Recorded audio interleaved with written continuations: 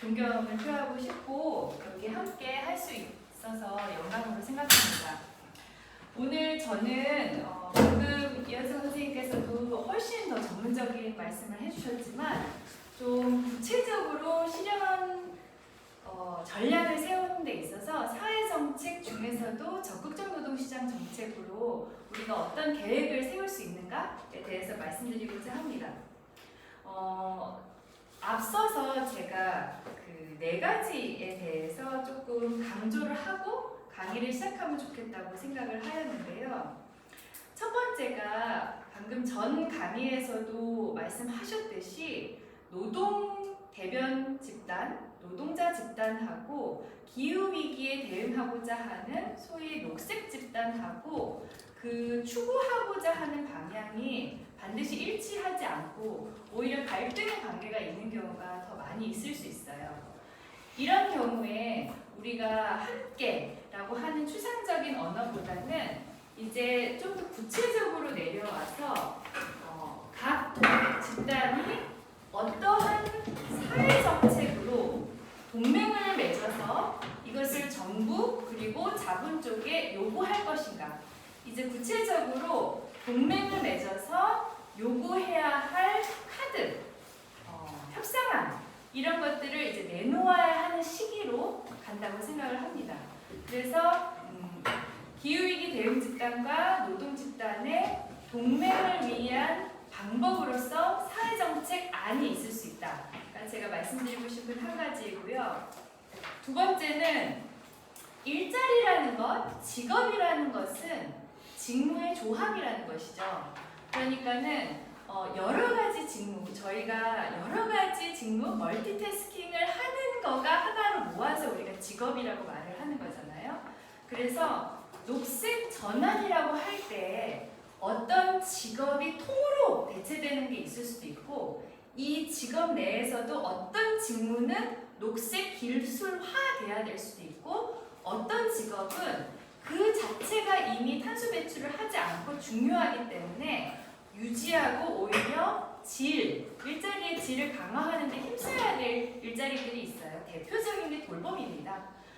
그런 식으로 우리가 일자리가 여러 가지 직무로 나눠져 있고 이 직무의 총합이라는 것. 이 말씀을 드리는 이유는 이제 녹색 기술을 얘기할 때 이렇게 직무를 쪼개서 생각해 보는 거가 중요하기 때문이고요. 세 번째, 일자리의 녹색 전환을 통해서 일자리가 대체된다고 했을 때 어떤 A라는 일자리에서 B라는 소위 녹색 일자리로 전환하는 것은 그렇게 쉽지가 않습니다. 전환할 때에는 3가지가 고려돼야 되는데 첫 번째가 직무의 유사성이 필요해요. A라는 직업에서 B 직업으로 일자리를 이동하려면 직무 유사성이 필요하고 두 번째 지리적 접근성도 매우 중요합니다. 현실적인 문제예요. 세 번째가 사실 매우 중요한데 다루기 어려운 부분이 정체성의 유사성이에요. 예를 들어서 석탄발전소에서 계속 일하시던 노동자분들을 탄소 배출이 안 되지만 매우 늘어나고 중요한 일자리인 돌봄 노동으로 갑자기 전환시킬 수가 없습니다. 일자리의 정체성도 우리가 고려해야지 일자리의 전환이 가능하다는 것입니다. 마지막으로 말씀드리고 싶은 것이 그 사회투자 개념에서 나오는 것인데요. 이거를 stock, flow, buffer라고 해요. stock이라는 게 직업 훈련을 시켜서 훈련을 이제 시켜나가면서 역량을 강화하는 거, flow가 일자리에서 이제 흐르게 하는 거, 여기서 떨어질 때 세 번째가 buffer예요. 안전망이에요. 이 3가지가 녹색 전환의 단계에 있어서 정의로운 전환에 있어서 상당히 중요하다는 이 4가지 포인트를 말씀드리면서 제가 이 포인트를 슬라이드를 진행하면서 다시 언급하면서 왔다 갔다 하도록 하겠습니다. 앞서서 말씀을 그리고 그 전 강의들에서도 저보다 훨씬 전문적으로 말씀하셨기 때문에 저는 이제 기후위기의 상황이 어떠하고 그리고 여기에 대한 대응이 지금 어떻게 이루어지고 있는지에 대해서는 생략하도록 하겠습니다. 저는 사실 그 녹색 전환 전문가가 아니고 불안정 노동자와 사회정책을 고민하다 보니까 디지털 전환에서 나타나는 불안정 노동자와 녹색 전환에서 나타나는 불안정 노동자가 좀 포개지는 측면이 발견이 되더라고요. 그리고 여기에 대한 대응으로 적극적 노동시장 정책, 기술 훈련 이런 것들을 생각할 때 이거 새로운 기술이거든요. 여기도 또 포개지는 측면이 있는 거예요. 그래서 어떤 제가 이름 붙여본 거는 녹색 적극적 노동시장 정책 이렇게 해서 좀 고민을 해보게 되었어요. 기후위기 대응은 지금 어떤 식으로 이루어져 왔는지에 대해서도 충분히 설명을 하셔서 이제 제가 생략을 하겠습니다만 앞서도 말씀해 주셨듯이 이 기후위기 대응을 하여 우리나라가 어떻게 갈 것인가, 국제적으로 국가들이 어떻게 갈 것인가에 대한 논의에 있어서 이것이 어떻게 새로운 불평등을 확대시키거나 새로운 불평등 양상을 드러낼 것인가, 그리고 어떻게 새로운 불안정 노동자가 확대될 수 있을 것인가에 대한 논의는 매우 부족하다고 생각을 합니다.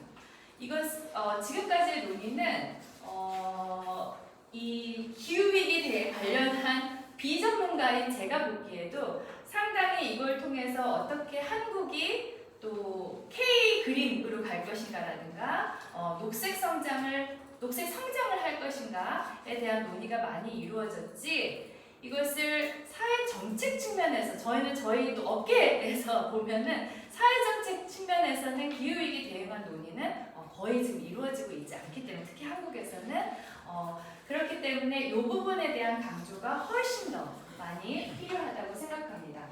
이것이 왜 필요한가? 제가 생각하는 것은 두 가지 입장인데요. 자본주의 구조에서 문제 제기를 하자면은 자본주의 구조가 두 가지의 생산 조건을 착취하는 구조로 가고 있는데, 첫 번째가 노동, 그리고 자연, 있는 그대로 있는 자연, 이것들을 상품화하면서 이 생산 조건들을 착취하고 훼손시켜 나가는 방식인데, 노동에 대해서는 복지제도와 사회정책을 만들어가면서 이걸 좀 지켜내고 저항해왔던 것이죠. 이것도 이미 근데 변화하는 일의 모습과 지금의 제도가 부정합하면서 여기에 있어서 좀 실패하는 모습들이 많이 보여지고 있어요. 예를 들어서 가족정책을 완벽하게 만들었으나 출생률이 아주 낮다거나 최저임금이라던가 고용보험이라든가 연금이 모든 일하는 사람을 위한 것 같지만 사실은 비정규직과 정규직 격차가 크다던가, 이렇게 제도적으로 설계를 한 것들이 이미 변화하는 일의 모습과 부정합한 모습이 있는데, 이것이 사실 환경 측면에서도 봤을 때 자본주의에서 자본을 축적하는 과정에서 노동뿐만이 아니라 환경도 계속해서 착취해자라는 구조가 되고 있는데, 여기에 대한 대응을 불안정 노동자, 노동에 대한 대응, 환경에 대한 대응을 따로따로 할 수가 없고, 이 두 개가 지금 다중위기로 맞물려 있기 때문에 이것을 한 번에 가능하면 해결할 수 있는, 하나를 희생하면서 하나를 보호하고 하나를 보호하면서 노동자의 인권은 주권은 희생하는 이런 양자택일의 문제가 아니고 같이 보호할 수 있는, 그래서 자본주의 체제에 대응할 수 있는 사회정책을 만들어 가야 한다라는 말씀을 드리고 싶습니다. 이러한 논의의 이론적 배경은 생태 마르크스주의에서 찾을 수가 있겠는데요. 이 부분에 대해서는 제가 간략하게 설명을 드리자면은, 생태적, 이거를 이제 이콜로지스트 아니면 이콜로지컬 마르크시즘 이렇게 말을 하는데, 여기에서 생산 조건에 대해서 설명을 합니다.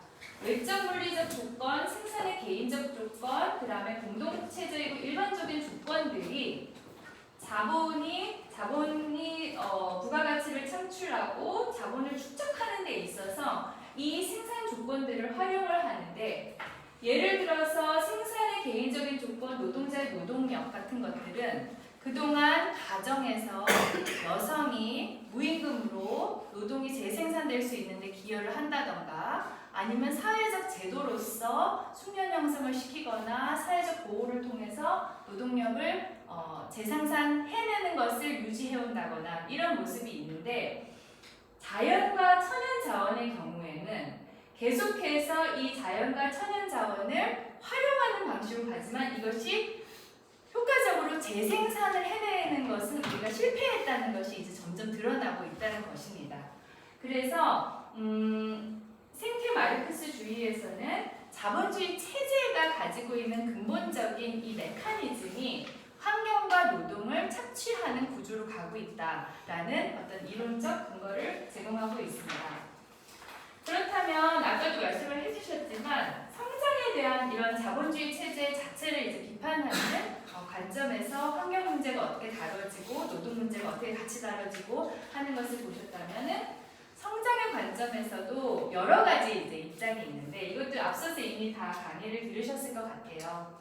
기술 낙관주의라는 것은 성장을 하면서 우리가 기술을 통해서 기후위기를 대응할 수 있다는 것이고 시장 기제 의존 같은 경우는 시장 내에서 탄소 배출을 많이 하는 기업이라든가 기업의 경우에는 탄소세를 부과함으로써 이 행동을 그러니까는 디스커리지 하는 거죠. 저해하는 방식으로 해서 이렇게 또 탄소세 부과하는 것을 가지고 분배를 한다든지 이거는 시장 기제를 의존하는 방식으로 가는 것입니다. 그린 뉴딜 같은 경우가 우리가 그 미국 하원 의원의 AOC가 또 말해서 좀 그 많이 논의가 됐던 걸로 알고 있는데요. 국가에서 그 경제 뉴딜을 했던 것처럼 전환을 해나가는 데 있어서 국가가 대규모의 공공투자와 사회전환 프로젝트를 해야 한다. 뉴딜의 방식으로 하는 것이 또 그린 뉴딜 방식의 성장이라고 할 수가 있고요. 마지막이 탈성장을 아예 논하는 것이죠.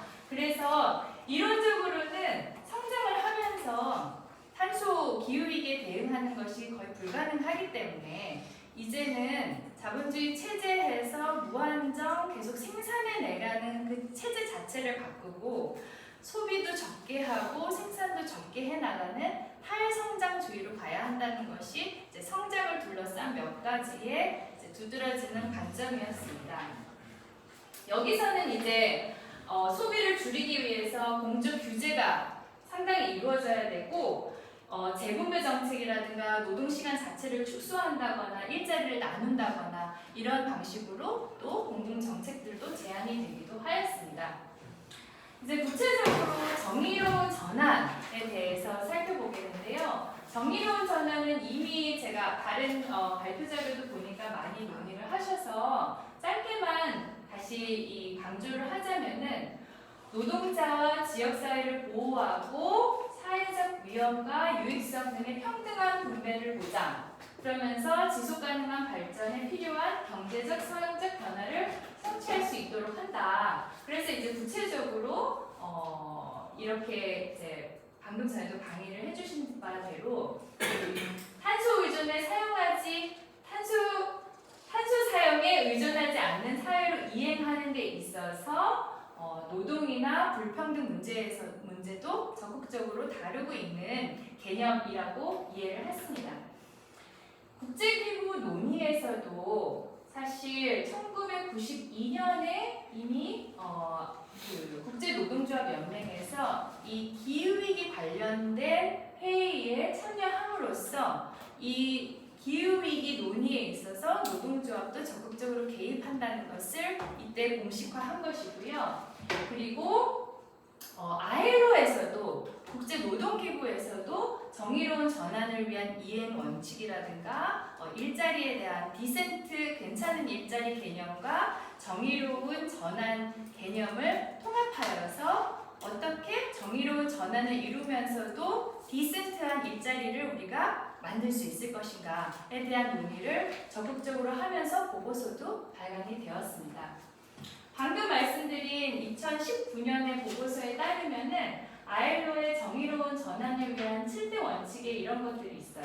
그래서 여기 보면은 일에 관련된 얘기들이 상당히 많아요. 정의로운 전환이지만 노동 관련된 이제 논의들이 상당히 많은 것을 알 수가 있고 여기 일터에서의 기본 원칙과 권리라든가 아니면은 환경 문제 기회에 대해서 성평등 인식 그리고 공정한 어떤 성평등으로 형평한 결과를 촉진하는 방향으로 이루어져야 된다든지 젠더 개념도 적극적으로 들어와 있고요.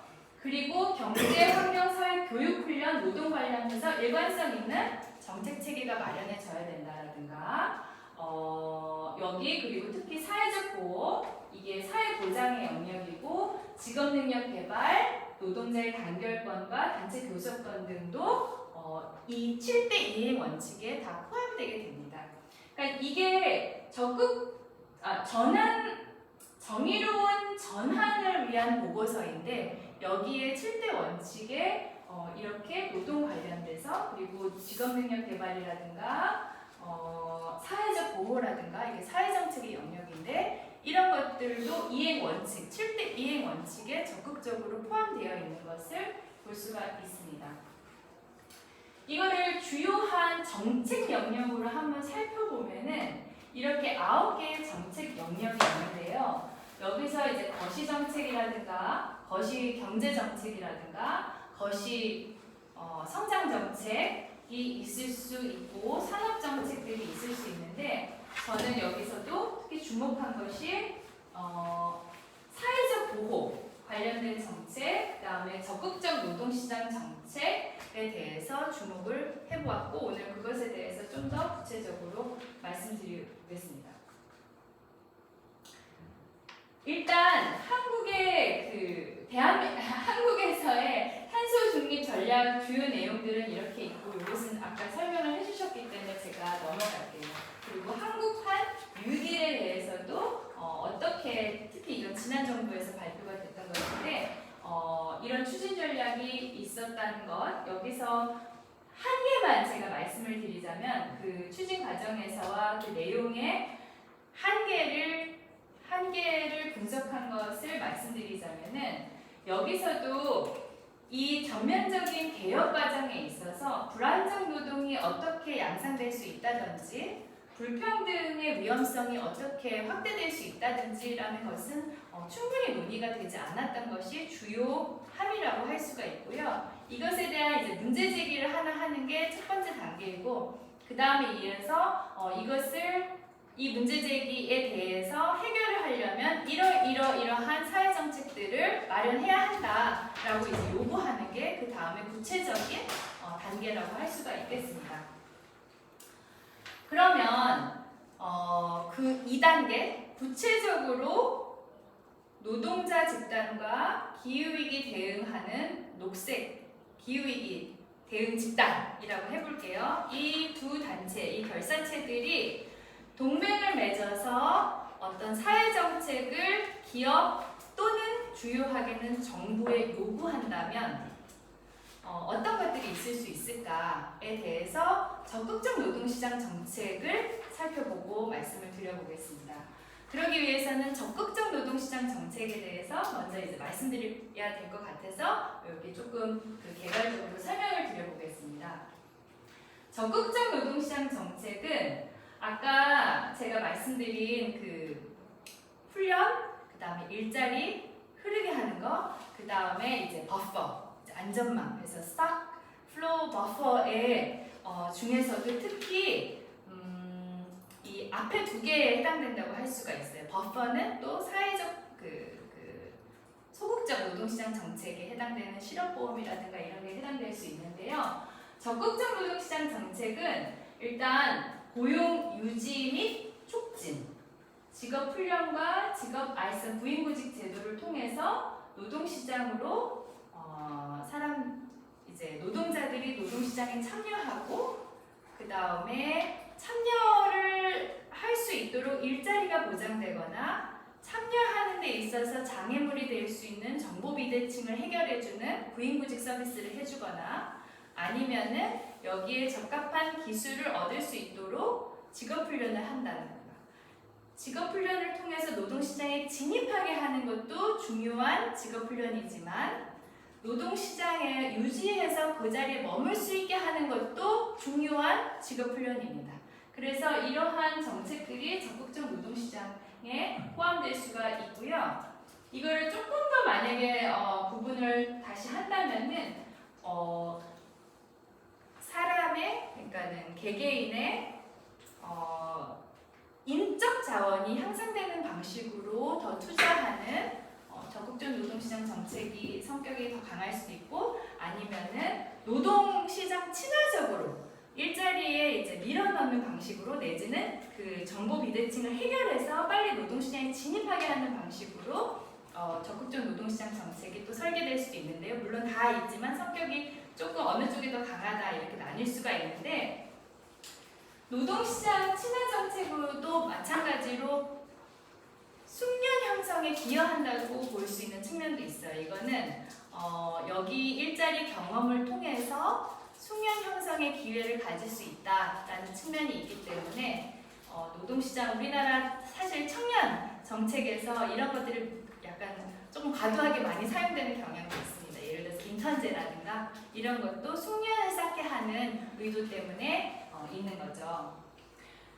이렇게 말씀드린 것처럼 인적자원 개발 정책과 노동시장 친화 정책으로 나뉠 수가, 조금 기능적으로 나뉠 수가 있는데, 한국 같은 경우는 제가 여기 이 논문에서는 구체적으로 요 데이터를 보여드리진 않았지만은, 한국은 인적자원 개발 정책, 노동시장 친화 정책으로 보자면은 노동시장 친화 정책에 좀 더 강하고, 여기에서도 사실은 직접 일자리 창출하는 방식으로 전체 적극적 노동시장 정책의 예산 중에 50% 이상이 직접 일자리 창출로 많이 가고 있습니다.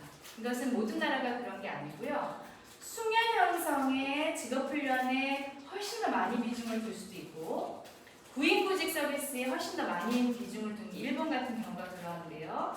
그래서 이 노동시장에 빨리 이 구인구직자가 만나게 해주는 거에 집중할 수도 있는데, 한국은 전체적으로 적극노동시장 정책의 예산 중에서 많은 비중이 직접 일자리 창출해서 직접 고용하는 방식으로 가고 있습니다. 어쨌든 적극적 노동시장 정책이라고 해도 적극적 노동시장 정책 국제비교 연구하는 게 정말 어렵거든요. 근데 그 이유가 적극적 노동시장 정책의 세부 사항을 비교하는 게 되게 어려워요.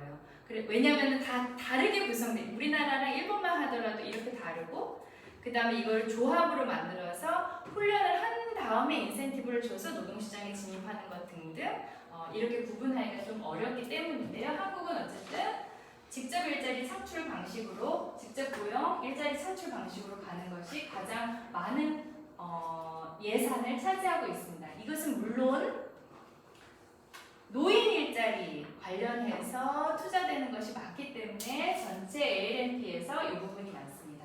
이걸 다시 4개로 이제 잘라보자면은 상담과 구직 지원, 그래서 이건 고용 서비스이고, 고용주 보조금 같은 경우는 채용하는 것에 대해서 보조금을 줘서 노동시장에 많은 노동자들이 빨리 진입할 수 있게 하는 방법이 있고, 직접 고용 내지는 일자리 창출 같은 경우는 아까 말씀드린 대로 공공일자리 제도를 통해서 흡수를 하는 것입니다. 요것도 직접 고용 및 일자리 창출도 숙련 관련해서 의미가 없는 것은 아니에요.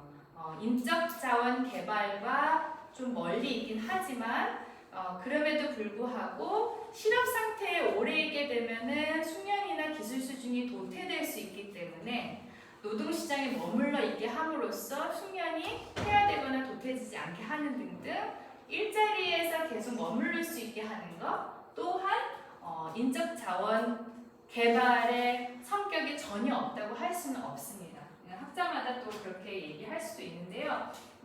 그리고 훈련은 한국 같은 경우는 이 직업 훈련에 투자하는 비용이 상대적으로 그 다른 국가와 비교해 봤을 때 매우 낮은 국가에 속하고, 뭐 예를 들어서 일본 같은 경우는 이게 낮더라도 기업에서 직업 훈련을 하는 비용이 비중이 높다든가 투자 비용이 여전히 높다든가 하는 방식으로 직업 훈련을 하는 데 있어서 이 말씀을 드리는 이유는 반드시 국가가 숙련 형성을 모두 담당해야 되는 것은 아니고, 기업과 국가 그리고 대학 이런 곳에서도 사실은 숙련 형성의 전체 레짐을 짜는 데에 기여를 할 수 있는 주체들이라는 것입니다.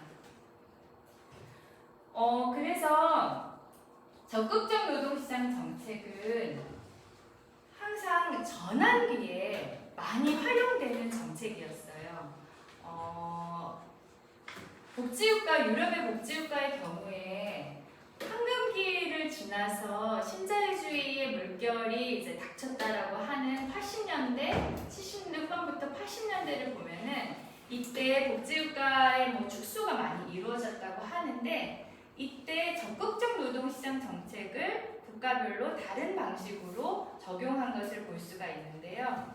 예를 들어서 스웨덴 같은 경우는 공공일자리를 유지해서 많은 사람들이 그래도 노동시장에 일자리에 유지를 하게 한다거나 미국 같은 경우는 매우 노동시장 친화적으로 해서 any job is a good job 이렇게 해서 무조건 이제 넣는 방식으로 인센티브를 주는 방식으로 한다던가 아니면은 실업이 장기화되는 기간에 직업 훈련에 많이 투자하는 방식으로 이 전환기에 대응을 할 수 있는다던가 이렇게 해서 전환기의 적극적 노동시장 정책은 활용도가 매우 높았어요 그동안. 그래서 녹색 전환에 있어서도 중요한 정책으로 우리가 고민해볼 필요가 있다라는 말씀을 드리고 싶었습니다.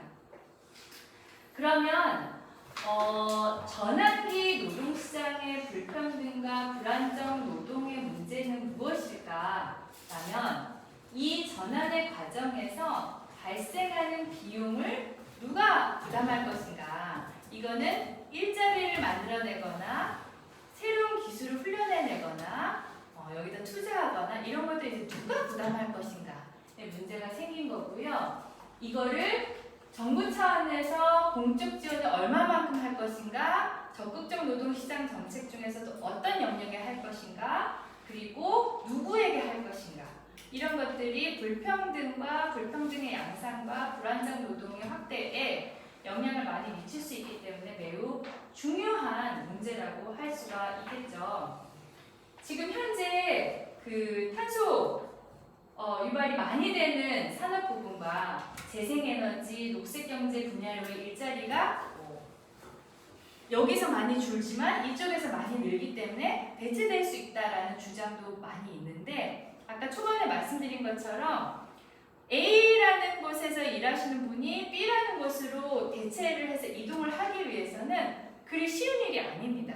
아까 말씀드린 대로 숙련과 직무의 유사성이 있어야 되고 지리적 이동 가능성이나 인접성도 있어야 되고 세 번째로 정체성의 문제도 무시할 수 없는 롱텀의 문제이기 때문에 이게 그대로 전환된다. 예를 들어서 이쪽이 없어져도 한쪽이 녹색 경제로 인해서 많은 일자리가 만들어질 것이다 라고 해서 절대로 이동할 수 있는 것, 자연스럽게 이동할 수 있는 문제가 아니라는 것이죠. 그렇기 때문에 이제 구체적인 정책 대응을 해야 하는데 방금 말씀드린 것에서 이게 불평등과 어떻게 또 구체적인 연결고리가 있는가 보았을 때 산업별로 이 전환이 녹색 전환이 산업별로 미치는 영향이 당연히 다르잖아요. 이거는 이제 앞서 발표에서도 말씀했듯이 내연기관 기반이라든가 아니면 탄소 배출을 많이 하는 그런 산업 부분의 경우에는 전환의 타격이 훨씬 더 크겠죠. 그렇기 때문에 산업별로 이미 그 충격이 다르게 나타날 것이 이미 불평등의 한 레이어가 보여지는데 또 하나는 뭐냐면은 사실은 이걸 먼저 말씀드릴게요. 탄소 유발 개수가 높은 업종들이 어디에 있는가를 보면은 이것이 한국에 이미 있는 지역 격차에도 영향을 크게 줄 수 있다는 거예요. 그래서 이게 제일 탄소 유발 개수가 높은 상위 5개 업종이 지역적으로 어떻게 분포되어 있는가를 살펴보면은 이 제일 조그만 것이 세종인데 다음이 사실 서울이에요. 그러니까 서울, 그 다음에 대전 이런 것들이 낮다면 지금 보시면은 경기, 경북, 경남 이런 곳에서는 그 탄소 유발 개수가 높은 상위 업종이 집중되어 있는 곳이라고 할 수가 있어요. 이 얘기는 지금 현재 수도권과 비수도권 지역에 불평등과 인구 집중이라든가 지역 불균형 문제가 상당히 심한데 한국의 경우는 특히 또 여기에다 더해서 이 산업별로 녹색 전환의 타격이 크게 이루어지는 것이 지역 불균형에도 어떤 영향을 미칠 수 있는지도 상당히 우리가 이게 위기가 불평등의 어떤 차원이 몇 개가 이제 더 더해지는 모습이 있다는 것을 또 주의 깊게 살펴볼 필요가 있는 것 같습니다. 그러면 여기에 이제 대응을 한다면 어떻게 할 것인가 라고 생각을 했을 때 첫 번째가 일자리를 만들어낸다면, 그러니까 적극적 노동시장 정책 중에서 크게 훈련 부분하고 그 다음에 일자리를 만들어내서 여기에 고용시키는 방법이 만약에, 그러니까 이 예산이 가장 큰 게 이 두 가지거든요. 고위구직 사업에서는 사실 예산이 그렇게 크게 들진 않아요. 그래서 이 두 가지에 집중을 해서 살펴본다면, 그럼 설계를 한다면 우리가 고려해야 될 것들이 있다는 거죠. 첫 번째, 일자리를 만들어내고 직접 고용을 한다면 이 일자리는 녹색 일자리, 이 탄소 전환, 그러니까 녹색 전환의 이 전환기에는 적극적 노동시장을 실행할 때 일자리를 만들어내고 공공일자리, 직접 일자리 창출, 그 다음에 직접 고용을 하는 방식으로 여기 예산을 이제 투자를 한다면 이것도 적극적으로 녹색 일자리를 만들어내면서 여기에서 직접 고용을 한다거나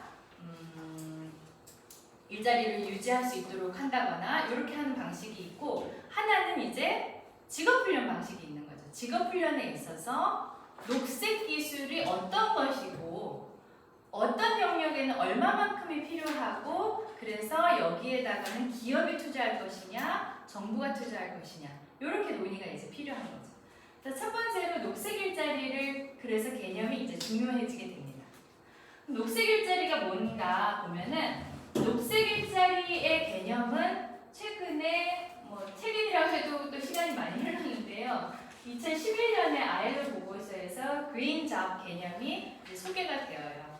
그래서 여기에는 상당히 이제 넓게 나와 있어요. 이거는 환경을 보호하면서도 이런 디센트, 괜찮은 일자리, 우리가 흔히 이미 알고 있는 괜찮은 일자리가 보장되는 것을 녹색 일자리라고 말하고 있고, 이걸 또 협의의 개념과 강의의 개념으로 나누어서, 협의의 개념으로는 저탄소 녹색 성장을 지향하는 관련 산업에 종사하는 관련 직종으로 그린 에너지 및 친환경 산업 관련의 이 산업에 종사하는 노동자를 협의의 개념으로 녹색 일자리라고 하고, 되게 큰 광의의 개념으로는 광의의 녹색 성장을 해나가는 데 있어서 새로 만들어지거나 변화하게 되는 일자리 모두를 녹색 일자리라고 이제 부르는 것입니다. 그래서 노조에서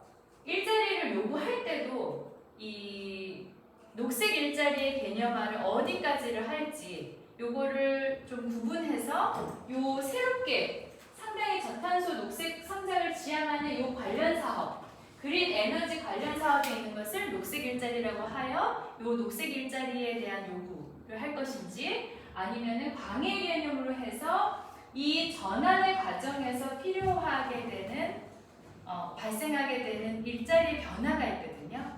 요 변화된 일자리까지도 녹색 일자리라고 하고, 이런 것도 녹색 일자리로 하고 할지, 그리고 새로 만들어지는 일자리까지 해서 광의에서 이제 협의가 있을 수가 있습니다. 그러면 요거를 조금 더 이제 구분을 해서 한번 보자면은, 미국 노동부에서 이 직업정보 네트워크에서 녹색 일자리를 ILO에서는 아까 광의와 협의로 나누었다면은 미국 노동부에서는 이렇게 그 에너지 전략, 대체 에너지 개발, 재생에너지 재활용 이런 활동에 의해 영향을 받은 모든 직업으로 정의를 하되, 이게 하위 그룹을 만들었어요. 그래서 이게 참 유용하다고 좀 생각을 했는데요. 첫 번째는 뭐냐면은, 하고 있는 일자리에서의 기술 변화 자체가 수반되지는 않지만은 우리가 녹색 전환을 지향하다 보면은 그것에 대한 수요가 많아져서 이 일자리가 늘어날 수 있는 일자리예요. 예를 들어서 대중교통이라든가 그 버스, 그 다음에 상업 및 산업 디자인에서도 좀 녹색 친화적인, 그 다음에 동물학자, 야생 동물학자 이런 것들을 얘기를 했는데 전 여기에 또 대표적인 그 직종이 돌봄 노동이라고 생각해요. 그러니까는 이거는 이 자체가 녹색 전환에 있어서 스킬업이 많이 필요하지 않고 이미 탄소 유발계수가 적고 환경 친화적인 일자리예요. 그리고 이 일자리가 확대될 것으로 예상되는 일자리가 수요가 높은 녹색 일자리라고 말할 수가 있겠습니다. 이 일자리 같은 경우에는 어떻게 잘 보호될 할 것인가, 중요한데 저평가되지는 않았는가, 이런 것들에 대해서 이제 고민이 개입이 필요하게 된 것이고요. 기술 변화 일자리는 뭐냐면은 같은 직종이지만 작업 방식에서 새로운 녹색 기술이 도입된 직군을 의미해요. 이거는 제가 그 산업별로 직무를 구체적으로 알지는 못하지만 이 직무를 이 일자리에서 일하고 있지만 이게 녹색, 그러니까는 전환을 하면서 작업 방식에 새로운 기술이 부분적으로 이제 도입이 되는 거라고 할 수가 있어요. 그러니까는 아까 말씀드렸듯이 직업이라는 것이 직무의 조합이잖아요. 근데 이게 직무들 10개가 나의 직업을 구성하는 직무 조합인데 이 직무 10개가 다 대체되는 것이 아니고 이 중에 한 3개 정도, 4개 정도가 이제 녹색 기술을, 새로운 기술을 활용하여서 이제 그 나의 직무가 이제 구성이 좀 변하는 거죠. 다 대체되는 것이 아니고 이건 10개가 10개 그대로 있는 것이고 요거는 부분적으로 이제 변하게 되는 것이에요. 예를 들어서 박사님이 선생님이 더 잘하실 것 같은데 아까 배터리 산업이 자동차 산업으로 확대된 것을 말씀하셨거든요. 그런 경우에도 여기에 해당될 수 있을 것 같고, 아니면 자동차 산업에 있던 분들이 이거를 전기 자동차로 옮겨가면서 완전히 새로운 일자리가 아니고 여기서 부분적으로 스킬업을 해서 이제 전환되게 되는 기술 변화되는 일자리. 그래서 이거는 체인징 스킬, 기술 변화되는 녹색 일자리라고 할 수가 있어요. 요거는 없었는데 이제 녹색 전환이 되면서 새롭게 발생할 수 있는 신 일자리예요. 새로운 일자리. 그러니까 아까 여기서는 반이 새로운 기술로 이제 업그레이드가 된다고 본다면은 100개의 직무가, 아니 10개의 직무가 다 없어져야 해서 없어지는 일자리도 있을 수 있지만 그 대신에 또 10개의 직무가 다 새로운 것으로 완전히 새롭게 만들어지는 직업도 있을 수 있다는 거예요. 이거는 New Green Occupation이라고 해서 이거는 이제 예측해 가면서 우리가 새로운 일자리가 만들어지는 부분이라고 예측이라고 지금은 없었지만 녹색 전환의 과정에서 새롭게 만들어지는 일자리라고 할 수 있어요. 제가 그냥 예로 갑자기 생각난 거는 제가 이제 대학에 있다 보니까 그 환경 정책이 사회 정책 영역에 아예 없었어요. 근데 이게 지금 전공으로 만들어진 거예요. 예를 들어서 그런 거예요. 아예 없었던 분야인데 하나가 이제 만들어지는 거. 요게 새로운 일자리 영역이라고 할 수가 있겠습니다. 그래서 저는 이 일자리들을 만들어낼 때 이 일자리가 불안정한 노동이냐 아니냐, 디센트한 잡이냐 아니냐도 같이 고려해야 된다라고 해서 이 매트릭스를 한번 만들어 본 거예요. 그래서 이걸 표를 만들어 본 건데 예를 들어서 생태 친화 정도가 낮고 높을 수가 있고, 그 다음에 그 대신 이제 일자리 질도 불안정하거나 안정하거나 이렇게 이제 나눠볼 수가 있다는 거죠. 그래서 생태 친화 정도는 높지만 불안정한다면 우리는 그 일자리를 적극적으로 만들어낼 때에 개입해야 되는 영역이 있다는 거예요. 단기 일자리로 뭐 신재생 에너지 부분 비정규직을 만들어낸다거나 녹색 도시 건설 부분 일용직 노동자를 만들어낸다거나 이거는 아까 말씀드린 두 개를 한 번에 해결할 수 없는 이 역시 하나 그러니까는 지속 가능하지 않다는 거죠.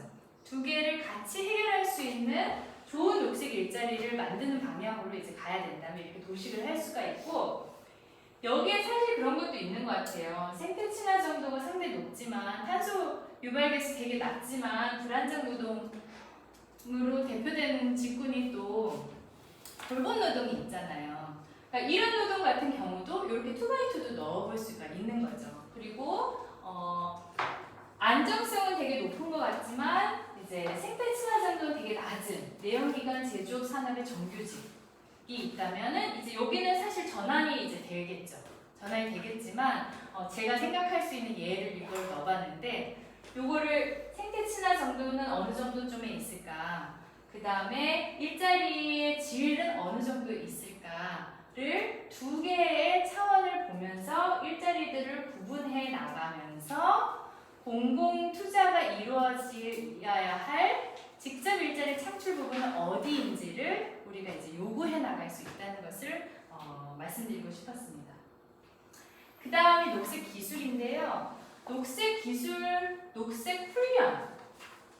녹색 기술이 뭔지를 알아야지 이제 녹색 훈련을 할 수가 있기 때문에 요거를 이제 적극적 노동시장 정책의 또 매우 중요한 부분인 직업훈련 영역에서도 녹색화가 필요하다라는 주장을 이제 해보는 것이죠.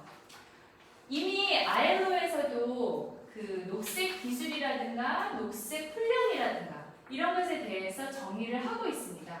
그래서 기후 변화를 방지하거나 이미 존재하는 변화에 적응하기 위해서 보완된 조정, 규제를 충족하기 위해 제품, 서비스 또는 기업 운영을 조정하는 필요한 기술인데 이걸 이제 그냥 직관적으로 이해하는 데는 녹색 전환에 있어서 필요하게 될 새로운 기술들이라고 볼 수가 있고요. 이건 EU의 그 하대 부분 유럽연합의 그 직업능력 개발하는 기관인데 여기서도 이미 녹색 기술이라든가 녹색 훈련을 정의하고 공부하고 어떻게 훈련해 나가야 되는지를 제안을 하고 있어요. 그래서 보면은 근데 여기 이제 이렇게는 정의는 상당히 추상적인데 여기도 이제 구체적으로 들어가면은 녹색 훈련이 녹색 기술을 어떤 것들이고 어떻게 나눌 수 있고에 대해서 이제 제안을 여기를 하고 있습니다. 그 다음에 녹색 성장을 위한 기술 및 직업 훈련의 중요성도 여기 하대법에서도 제안을 하고 있어요. 그래서 저는 녹색 기술을 ILO에서도 범주화한 것을 가지고 와서 이제 소개를 해드릴 텐데요. 녹색 기술들을 범주화한다면 어떤 것들이 있을까? 저기 PPT도 드릴게요. 그래서 제가 그 자료는 논문을 들여서 보시기 좀 불편하실 것 같아요. 네. 녹색 일자리 변화의 양상에 따라서 녹색 기술 및 훈련의 필요성에 이제 양적 질적 변화가 있을 것으로 예측되는 것들인데 예를 들어서 아까 말씀드린 일자리의 변화가 없거나 정량적인 유형. 아까는 이거 지금 아까 그 첫 번째 여기에 말씀드렸던 거예요. 녹색 전환에 있어서 이미 탄소 유발 개수가 높지가 않기 때문에 여기에 그 일자리 자체의 직무의 변화는 크게 있을 것으로 예상되지 않는 것들이에요. 그래서 이거는 다만 수요가 늘어날 수는 있어요. 그래서 기존 작업에 대한 훈련을 하면 된다. 이게 이제 여기에서 말한 그 유형이에요. 그래서 보면은 여기는 뭐 천연가스를 활용한 버스 운전자라든가 국립공원 관리인이라든가 이거는 새로운 기술 훈련보다는 이 기존 작업에 대한 훈련을 증가해서 수요에 대응하는 방식으로 가야 된다는 것이고요. 두 번째는 기존 작업상에서 부분적으로 이제 이루어진다는 거예요. 부분적으로. 그러니까는 아까 10개의 직무가 있다면은 이 중에서 한 2~3개가 직무의 변화가 있기 때문에 여기에 대한 훈련이 필요하다는 거죠. 그래서 용접공을 풍력발전기 용접공으로 훈련을 한다.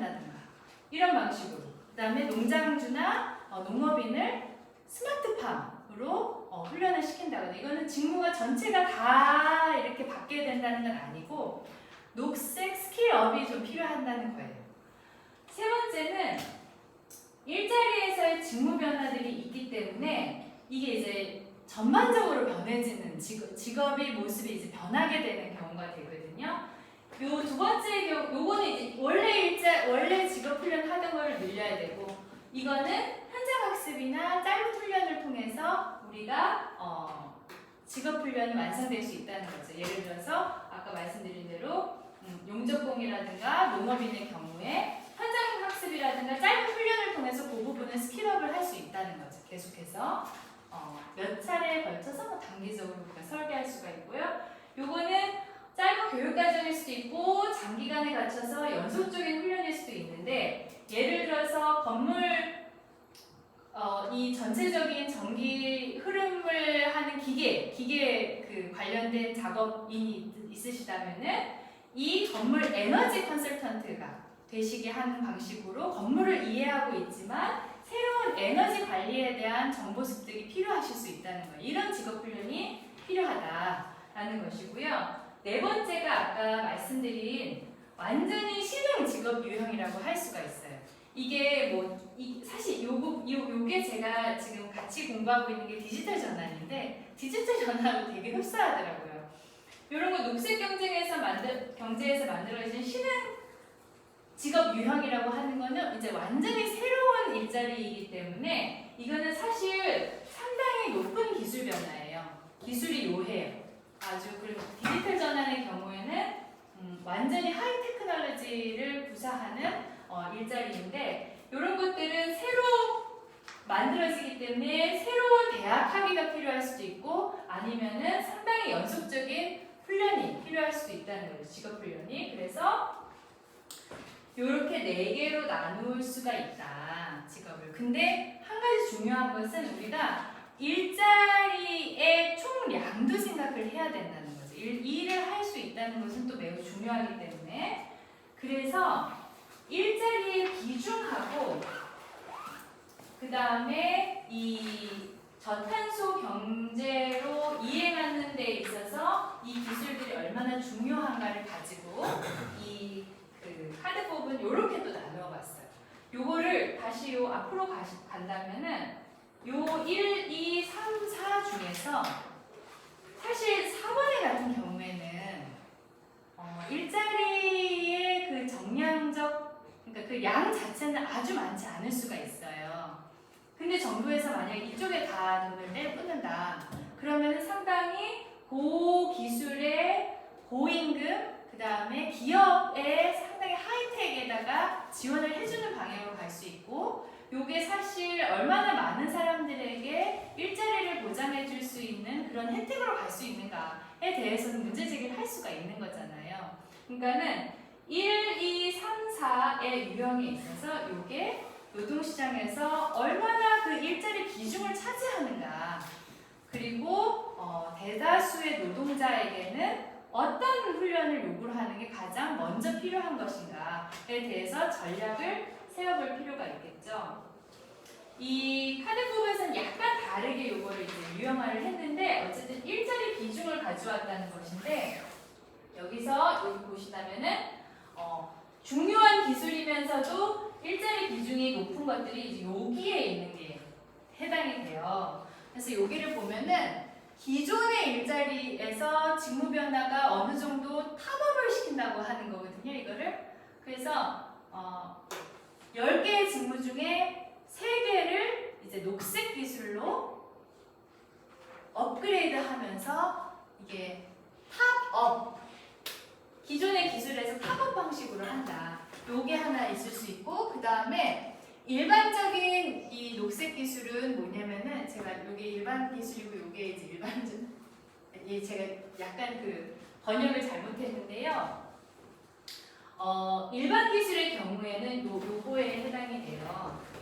요거에 해당이 되는데 그 노동시장 내 차지하는 일자리 비중은 가장 높지만 사실 기존 산업에서 사용되는 일자리 기술들이 되게 많은 경우 그러니까 아까 말씀드린 대로 그 기존의 돌봄노동 같은 경우가 여기에 해당될 수도 있을 것 같아요. 그래서 여기에는 일반 기술, 여기 모르겠어요. 여기서 올라갈 수도 있지만 기존의 일자리에 가지고 있던 기술을 계속 보유하지만 이건 또 비중이 되게 높다. 이런 일자리가 라고 할 수가 있고, 또 요거는 일반 기술보다 저탄소 경제를 이행해서 중요성이 높은 기술로 녹색 성장의 문제를 인식하고 탄소 중립을 이행하는 모든 일자리에서 필요한 기술이라고 할 수가 있는데요. 이 부분도 상당히 협의해서 강의까지 이제 얘기를 하더라고요. 예를 들어서 모든 초중고 교육에서 기본적인 녹색 일자리에 대한 기본 교과는 넣어라라든가 아니면은 모든 일자리에서 기본적인 녹색 관련 교육은 기술은 훈련을 넣어라. 이런 것들이 이제 여기에 포함이 되고 전문화된 녹색 기술은 아까 말씀드린 대로 중요성은 또 높을 수가 있지만 일자리 비중은 좀 더 낮은.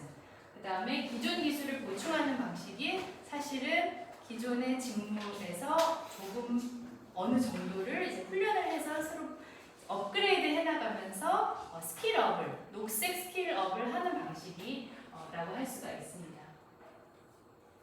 그래서 여기서 이제 제안한 것은 이렇게 네 가지로 크게 한 것부터 구체적인 것들이 있는데요.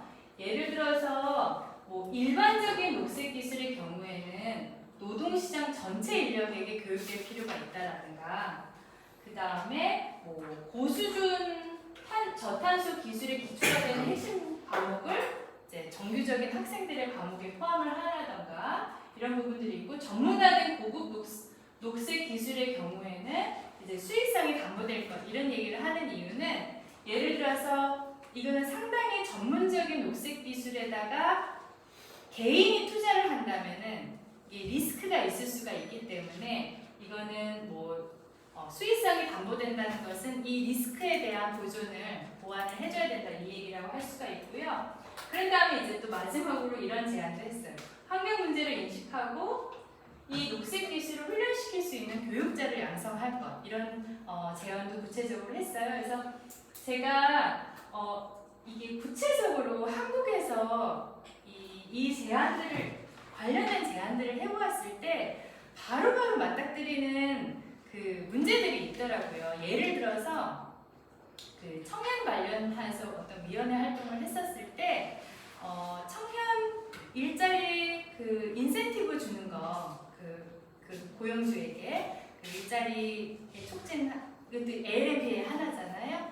그거를 그때 당시 디지털 전환 관련해서 디지털 댐 만들기 이런 표현도 썼었는데 디지털 역량 강화해서 그런 관련된 직종에만 청년들이 이제 많이 진입할 수 있게 그래서 거기에다가만 기업주에게 인센티브를 주는 방식의 정책들이 제안됐었는데 이것에 대해서 녹색 일자리, 환경 친화적 일자리의 기업에 청년을 고용을 할 때 인센티브를 주는 방식으로 정책을 펼쳤으면 좋겠다 이렇게 했을 때 이걸 받을 기업이 없는 거예요. 녹색 일자리라는 개념이 일단 우리가 지금 아직 약간 막연을 한 거고 그러니까 정책 제안을 할 때 녹색 일자리에 대한 이제 범주화가 있어야 되고 여기서 적극적 노동시장 정책을 활용하여 이런 기업 녹색 일자리에 청년이 취업하게 되는 것을 만약에 지원하는 인센티브 제도를 준다라고 했을 때도 이 범주화가 일단 필요한 거고 여기에다 훈련시키는 것도 만약에 인센티브를 준다 했을 때도 이제 범주화가 필요한 거였어요. 그래서 당장 이런 제안을 했을 때도 이미 추상적이더라고요. 그거를 내가 녹색 활동을 하는 녹색 경제 활동을 하는 기업이라고 해서 요거를 받을 기업들을 어떻게 찾고 이걸 받을 기업도 없다. 그래서 이제 무산됐던 경험이 있는데 이제 녹색 일자리에 대한 범주와 그 다음에 녹색 기술, 그 다음에 노조에서는 그러면은 어떤 영역부터 요구해 나갈 것인지 그리고 이걸 요구해 나갈 때 제 생각에는 노조와 환경단체와의 동맹이 이루어질 수 있는 좋은 제안이 될 수 있다 이런 생각이 듭니다. 네, 강의 여기까지 마치도록 하겠습니다. 감사합니다. 네, 오늘은 이제 기후위기에 대한 복제도와 정책적 대응 관련해서 좀 큰 그림을 보고 아주 좀 새롭고 좀 구체적인 아이디어에 들어갔습니다. 이 강사 두 분에게요, 두 분께 좀 하고 싶은 이야기나 궁금한 이야기들을 해주시면 모아서 두 분이 좀 말씀 담아서 좀 해주시는 걸로 하겠습니다. 이게 오늘 5시 반까지 마무리를 해야 되고 죄송합니다. 편안하게 좀 하고 싶은 얘기나 궁금하신 거 있으면 얘기를 해주시죠. 이 너무 단순한 제목에 ALMP가 있는데 그게 안 나와서 아, 너무 죄송해요. 네네네. 이게 Active Labor Market Policy예요. 적극적 노동시장 정책 영어로 하면. 네. 아이고, 네. 액티브 네. Active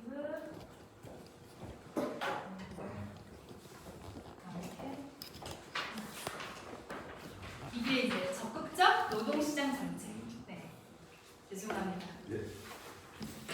다른 분들도 그냥 이현수 선생님하고 좀 이순 교수님 두 분께 좀 궁금하시거나 하고 싶은 얘기 해주시죠.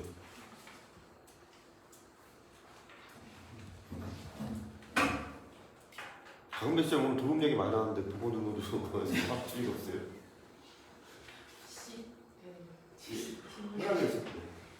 그 녹색 일자리에 대한 굉장히 많이 이제 개발도 해야 될 것 같고 현황도 봐야 될 텐데 관련해서 지금 아마 이현석 대표님이 정리해주신 그 법 제시가 아직 안 된 상태여서 예산 배정이 어느 정도 있는지를 모르겠으나 녹색 일자리 관련해서 혹시 확인되는 예산 배정 지자체는 중앙정부의 예산 배정에 대해서 혹시 확인된 바가 있을까요? 아니면 저희가 이렇게 가야 된다 얘기만 있고 현재 지금 뭐 거기에 대해서 어느 정도 검토하고 있는지. 녹색 일자리 개념 자체가 정부에서 이렇게 예산으로 구체화할 만큼 다뤄지지 않다고 생각하고 있어요. 아까 그 범주 자체가 지금 이제 아예 뭔가 법적으로도 되고 정책 차원에서도 안 되고 불안한 좀 그러니까 뭐 말씀하신 것과 동일하고요. 지금 녹색과 관련해서 그 그림 텍소노미라 그래서 녹색 기술에 대해서 어떤 게 녹색 기술인지를 분류해 놓은 책이 있거든요. 예, 그건 있는데 지금 말씀하신 것처럼 녹색 일자리는 또 그런 녹색 기술과는 또 약간 다른 거잖아요. 그것이 사실 MB 때 비슷하게 녹색 일자리에 대해서 몇 군데 기간을 정리해 놓은 게 있기는 한데 좀 경계가 좀 애매한 게 있고요. 한 유럽 같은 경우는 아까 잠깐 얘기가 나오긴 했었는데 이게 엄밀하게 보면 녹색 기술이거든요. 기후 기술이 아니라 녹색 기술이에요. 그러다 보면 예를 들면 어떤 게 들어가 있냐면은 뭐 무슨 하수 처리 기술, 뭐 아니면 쓰레기 분리수거 기술, 뭐 이런 것들도 여기 다 포함되어 있는 거죠. 녹색이니까. 예, 그래서 이제 그거와 기후와 관련해서 요 중간에 걸쳐 있기는 한데 기후위기 시대에 하는 건데 하수 종말 처리장을 고도화하는 걸 넣을 거냐 말 거냐. 그래서 실제로 이 녹색 일자리는 아닙니다만은 기후위기 예산에 뭐가 작년도 재작년도에 뭐가 있었냐면은 인천에서 수돗물에서 그 저기 빨간색 그 벌레가 나왔었잖아요.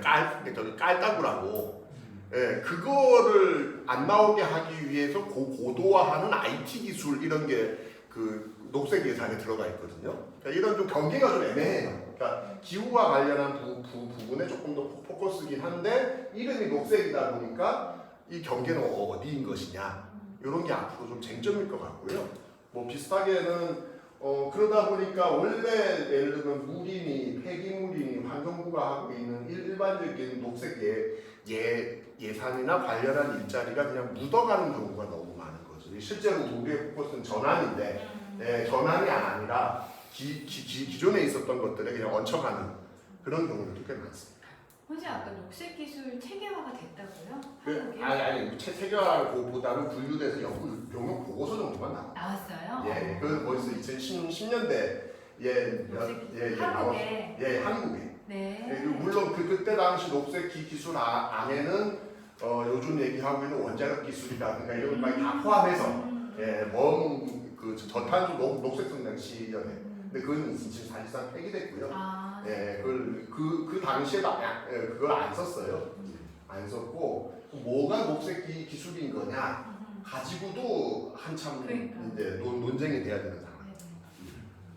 혹시 뭐 더 추가해서 하고 싶은 얘기 있으면 저기 그런 이런 기후 변화나 녹색 이 기술과 관련해서 이 기업들은 지금 어떤 대응들을 하고 있는지 실질적으로. 기업이 제일 많이 알려진 게 아리백 캠페인인 거죠. 기업에서 사용하는 에너지의 100%를 재생에너지로 쓴다.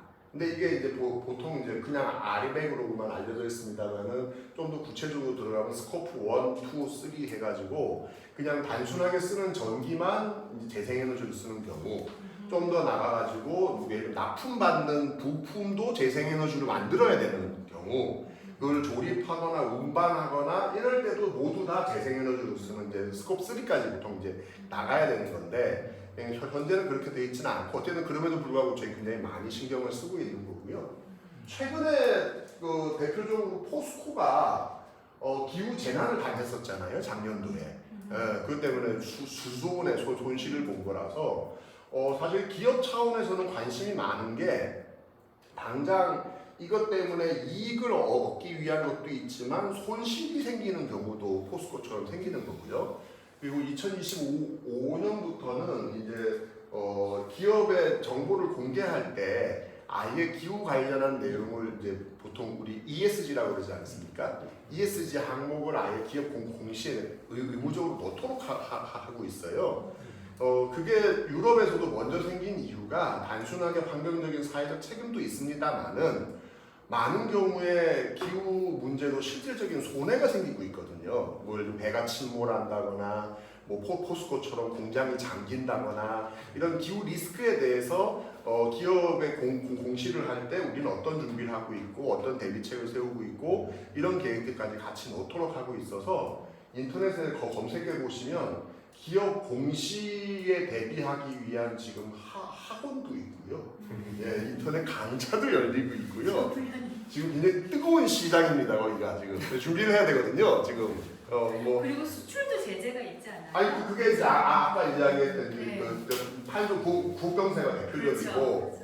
그리고 이제 아리백 캠페인이 되면서 예를 들면 애플 같은 경우에 탄소 중립으로 생산된 부품만을 이제 애플이 이제 전부 납품 받는다 이렇게 돼 버리면은 한국은 이제 수출 못 하게 되는 거죠.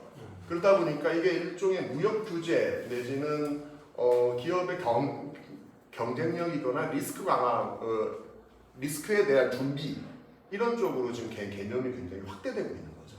예. 아마 되게 궁금하신 게 많을 것 같은데요. 마지막으로 그냥 하실 거 얘기 있으면 모아서 두 분 말씀 드리는데 마무리하겠습니다. 시간이 없어서. 혹시 없을까요? 오늘 예. 죄송합니다. 짧게 그 아까 잠깐 나왔지만 적극적 노동 시장이라는 것하고 네. 디지털화, 네. 디지털 전환, 자동화하고는 언제도 굉장히 이제 크로스가 될 것 같은 생각인데 이것과 녹색 기술 혹은 녹색 일자리 문제에 대해서도 이렇게 뭐랄 함수가 굉장히 복잡할 것 같아요. 네. 근데 긍정적인 효과는 아닐 수 있겠다는 생각도 들어서 결국 돌 겁니까? 그게는 좀 거리가 있는 이런 생각이 드는데 여튼 그런 뭐 연구 자료라든가 이런 게 있으면 공유해 주시면 네. 두 분 좀 마무리 말씀하시면 요거까지 좀 다르게. 예, 요거까지 포함해서 예를 들면은 오늘은 얘기 안 했습니다만 그린 리모델링이 있거든요. 집안에 단열을 한다거나 이런 건데, 근데 그건 실제로 직무로만 보면 건설업이랑 동일해요. 창호를 바꾼다거나 이거를 뜯고 다시 수리하다거나 이거는 전통적인 회색 산업이거든요. 근데 이게 똑같은 자기가 하는 직무는 동일하지만 어떤 포인트로 하느냐에 따라서도 또 이게 그림잡이 될 수도 있는 거예요. 예, 하는 업무는 동일하지만 근데 그런 측면들에서는 복잡성이 좀 있는 거고 결국은 기존에 있는 회색 산업을 녹색 산업으로 바꿔가는 측면에서는 녹색 일자리에 대해서 조금 더 엄밀하게 구분하면서 정부가 지원하기 위한 정책이 앞으로 좀 필요한 거 아니냐? 네. 그 디지털 전환 관련해서는 두 가지 입장이 있는 것 같은데요. 하나는 디지털 기술이 발전하는 것이 그러니까는 불평등 확대와 불안정 노동 양산을 할 수 있다는 이 문제 제기도 여전히 여기도 크게 있다는 게 약간 닮은 꼴이 있어요. 그래서 이 디지털 기술을 활용한 경제 성장, 뭐 고도화를 얘기하는 한편 불평등과 불안정 노동자가 어떻게 양산될 거라는 거에 대해서 논의가 상당히 부족하다는 점에서 서로 닮은 꼴이 있고 그 부분에서 겹치는 부분들이 있는데 요 논의를 같이 하는 보고서들도 많이 있는 것 같아요. 뭐가 있냐면 녹색 전환을 위해 이제 기술을 활용해야 된다. 일자리에서도 이게 탄소 배출을 늘 줄이는 방식으로 녹색 기술이 곧 디지털 기술 뭐 이런 식으로 이런 기술 활용을 하여서 이 디지털 전환과 녹색 전환을 뭐 같이 대응한다. 이런 이제 제안들이 있는데 한국에서는 이제 마지막으로 드리고 싶은 얘기는 저는 이게 녹색 전환의 논의가 노동계와 그 기후위기 단체에서 훨씬 구체적으로 이제 사회정책 카드를 내놓으라고 이렇게 할 만큼 이제 설계가 돼야 될 것 같은데